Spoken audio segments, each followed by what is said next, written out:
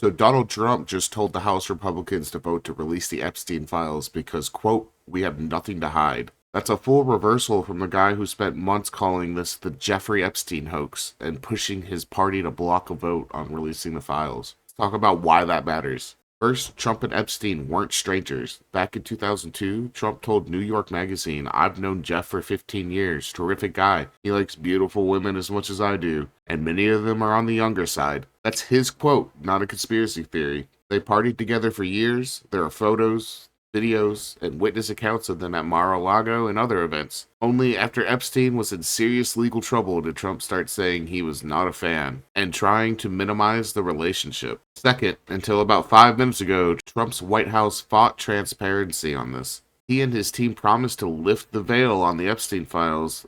Then the Justice Department turned around and said no further disclosure was warranted. Even after reviewing more than 100,000 documents, survivors and members of Congress kept pushing, and Trump's refusal to fully release the files became its own scandal. When a bipartisan group in the House tried to force the vote to release the files, Trump and GOP leadership worked to slow walk it.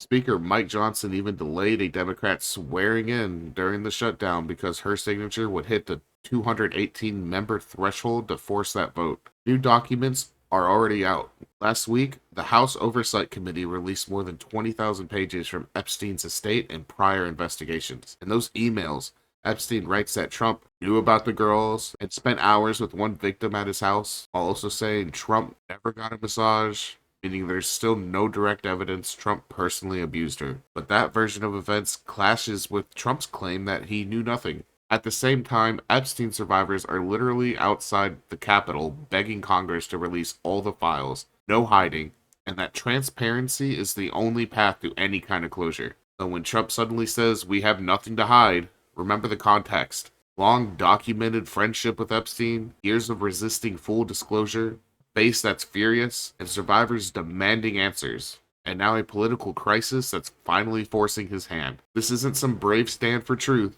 It's damage control. The question isn't whether Trump says he has nothing to hide. It's whether Congress will finally stop protecting powerful men and show the public all of what's in those files. Found this breakdown useful? Hit like and subscribe. It helps this content reach more people who actually care about the truth. And I want to hear from you. Do you think Trump suddenly wants these files released because he's being honest or because the release is happening with or without him? Drop your take in the comments.